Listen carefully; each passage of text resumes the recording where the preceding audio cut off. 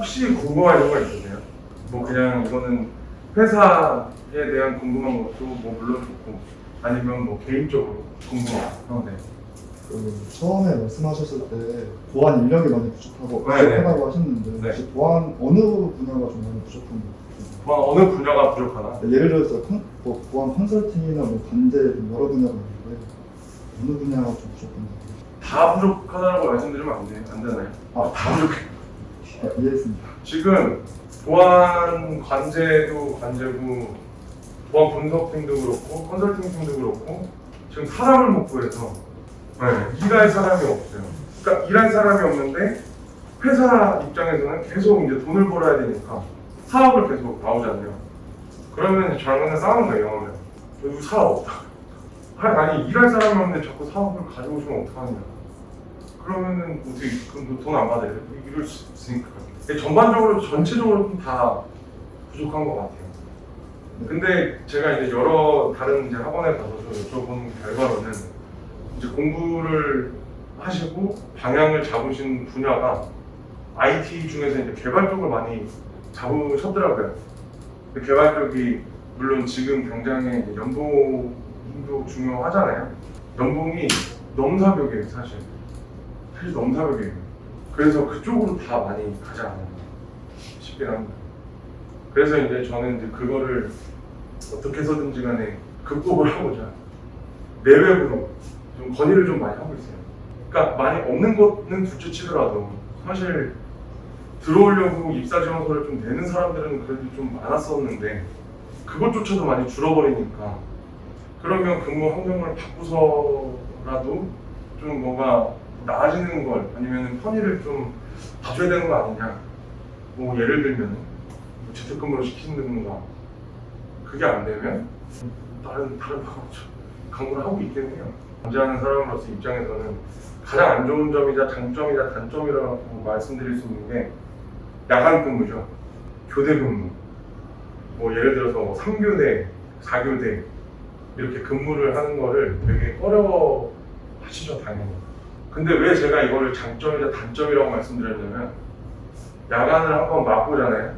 야간만 하겠다라고 해요, 사람들이 또. 근데 전 딜레마예요.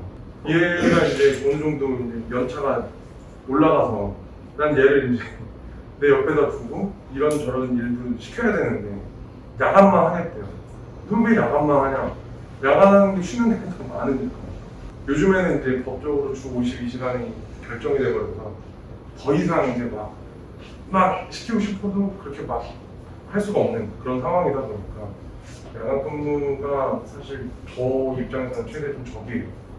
그래서 싫어하는 사람도 있고 좋아하는 사람도 있지만 이거를 좀 최대한 좀 사람이 없게끔 없는 상황에서도 야간 근무가 가능한 그런 환경을 지금 만들고 있습니다.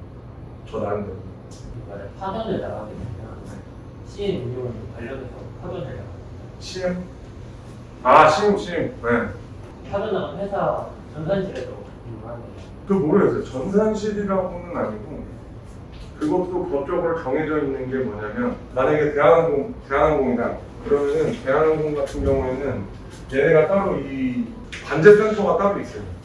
거기에 우리 직원들이 여기는 한 20명 정도 들어가 있는데 20명이서 거기에서만 그냥 근무를 해요.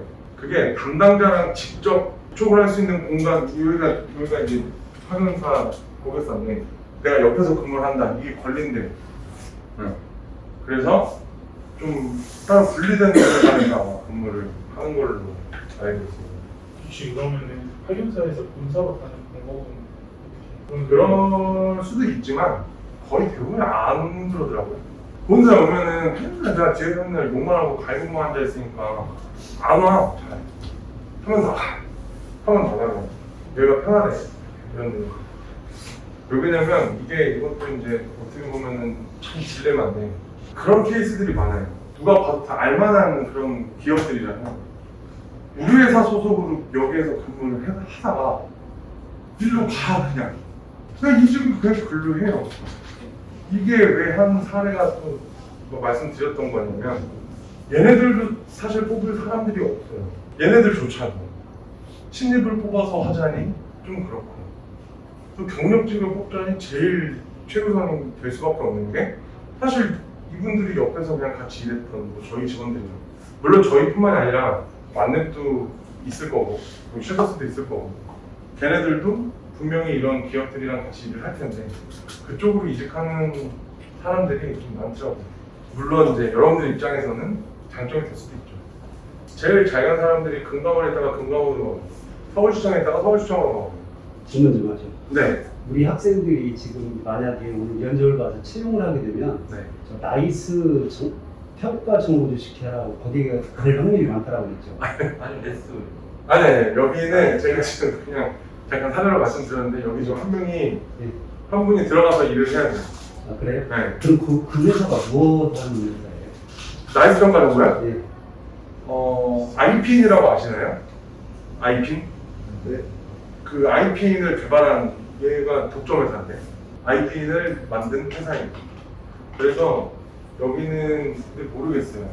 지금 어떻게 될지 모르겠지만 그래도 많이 들어오시게 되면 아마 가장 1순위로 좀 염두를 해두고 제가 좀 뽑지 않을까. 근데 여기뿐만이 아니라 지금 저희가 전체적으로 지금 서울에서 운영하고 있는 기관들에 들어가야 되는 사이트들이 좀 많아요.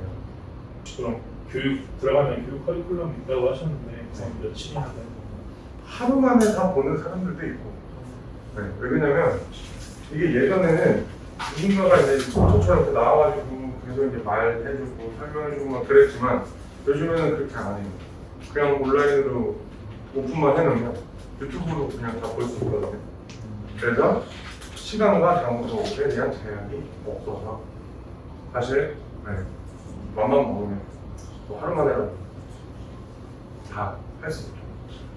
그래서 추가 설명을 더 덧붙여드리자면 이 고객사에 나가 있으면 어쨌든 제일 중요한 게 고객사들도 아까 전에 차장님이 얘기했듯이 왜 여기에 있는 우리 인력들을 채용하려고 하냐면 보안을 할 때 가장 중요한 게 이분들 보안을 같이 해도 이 사람들이 보는 거 우리 보는 거 다르지 않아요. 똑같은 업무를 같이 해요. 왜냐면 네트워크 구조도 다 알아야 되고 내부 시스템이 어떤 걸 사용하고 있는지 보안하는 입장을 다 알아야 되기 때문에 어쨌든 뭐 대한항공이든 모든 기관들이 그 모든 환경들을 어느 정도 알고 있는 저희 직원들이 훨씬 채용했을 때 이득인 거죠. 그래서 저희가 본사에서 커리큘럼을 이렇게 교육을 해드린 거는 기초적인 거고 여기들 고객사마다 전부 다 환경이 다 달라요. 그래서 기본적으로 해야 할 업무에 대한 기초만 이제 저희가 교육을 해드리고 이쪽에 가서 다시 고객사에서 다시 교육을 해줍니다. 그런 교육들을 이쪽에서 어느 시스템을 사용하고 우리 규정은 어떻고 이런 거에 대한 교육을 다시 해주기 때문에 이런 데 가셔가지고 다시 배우시는 거죠. 고객사에 나가서 배우시는 게 좀 좋다고 생각하는 게 많이 알려진 기업들에 가서 전반적인 구조와 이런 것들을 다 겪어볼 수가 있기 때문에 이런 것들은 큰 장점이라고 생각을 합니다. 어딜 가서도 큰 플러스 요인이 될 거예요. 나중에 경력이 쌓여서도 이런 부분 여기 있는 클럽은 지금 구조가 어떻고 여기는 어떻고 이런 거에 대해서 좀 자기가 알게 되면 아 여기서는 이런 네트워크 구조나 시스템이나 보안 구조 이랬었는데 이 부분 여기 와 보니까 이 부분이 더 괜찮아. 이 부분이 더 보안이 더 잘 돼 있는 것 같아요. 그런 것들도 자기들이 생각할 수도 있고 배울 수도 있고 그런 부분들에서 좀 이득이 많다고 저는 생각을 합니다. 오늘 여기서 몇 분 정도 채용하고 싶으신지 최소 저는 제가 지금 생각하고 있는 게 400명 이상입니다. 네. 저희는 다 뽑아 드릴 수는 있지만 못 버티시는 분들도 분명히 계실 겁니다. 그래서 실제적으로 해보면 본인이 생각했던 거와는 좀 다를 수도 있어요. 근데 직접 어느 정도 저희가 이거 보안에 대해 열정을 가지고 한다면 충분히 좋은 경험이 될 거라 생각을 합니다. 저희가 근데 그 배정을 받으면은 어디서 근무하는지는 언제 알게 되는 건가요? 그거는 사실 저도 잘 모르겠어요. 그러면 그 집 같은 거 거리를 생각을 해야 되는데 그러면 거의 기숙사 같은 시스템이 있는 건가요? 서울에서는 기숙사가 없어요. 지방은 저희가 안 뽑아요. 지방은 저랑 제가 지금 속해 있는 부서가 달라요. 네, 조직도 중에 서울 경기권을 담당하고 있는 부서가 있고 국내에 지사가 3개가 있거든요. 서울에 본사가 있고 대전지사가 있고 광주지사가 있는데 대전이랑 광주 쪽을 담당하고 계시는 그 그 부서가 따로 있어요. 그래서 그쪽으로 만약에 지방 쪽을 희망하신다라고 하시면 그쪽으로 지원을 하셔도 되고, 아니면 제가 이제 왔으니까 그 사람 분들이 오지를 못하니 저한테 이력서를 주시면 제가 그분들한테 드려도 돼요. 분야를 어느 분야를 보안 관제? 간지 저는 사실 보안 관제를 채용을 하려고 온 거예요. 간지 말고 다른 분들은 채용 계획은 없으시고 보안 관제 말고는 사실 그 다 거기도 다 각각 팀장이 따로 있어서 네, 그분들이 모르겠어요. 저 분석팀도 보니까 계속 인원이 줄고 있더라고요. 처음에는 작년까지만 해도 거의 25명이었었는데 올해만 해도 막 11명으로 줄어있고. 이 질문의 연장선인데 그때 네. 제가 이제 이글루 본사 가서 사장님이랑 얘기를 길게 했잖아요. 네. 이슈 중에 하나가 이제 제가 이제 대학교 학생들 설명회 진행하다 보면 관제에 대한 이슈가 오해와 진실이 되게 많아요.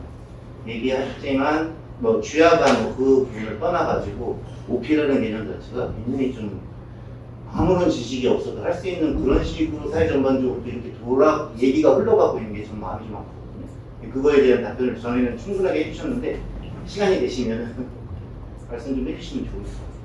관제를 그렇게 기피를 하는 친구들이 여기는 안 그렇지만 그냥 제가 이제 사례를 말씀드리면 여기 있던 애가 일로 갔다고 했었잖아요.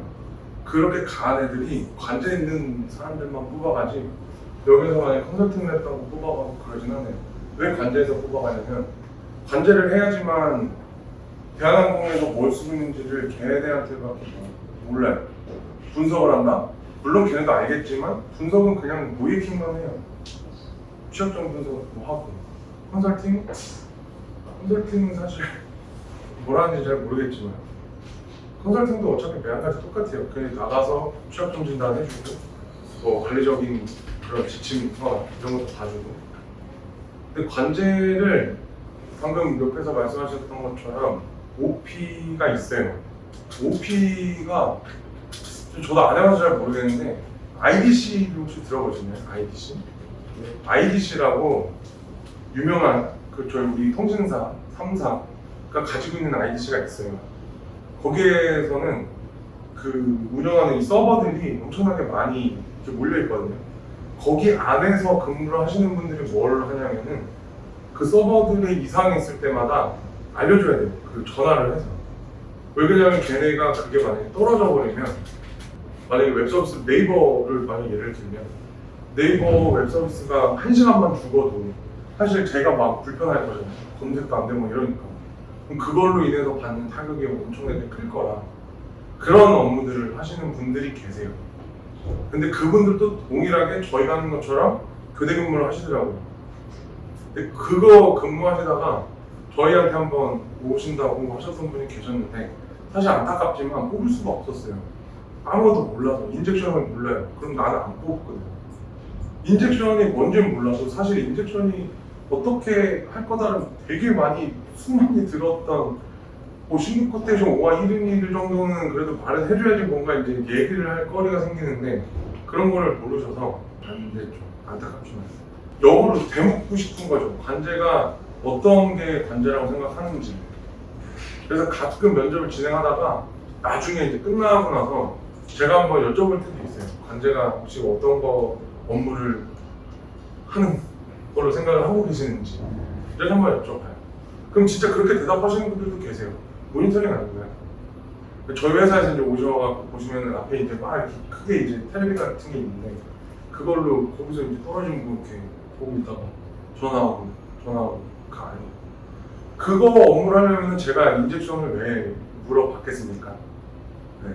실시간으로 인젝션을 분석을 해야 되고 실시간으로 웹쉘에 대한 분석을 해야 되고 이게 분석만 해서 끝이 아니라 오탐인 것들도 있을 거잖아요.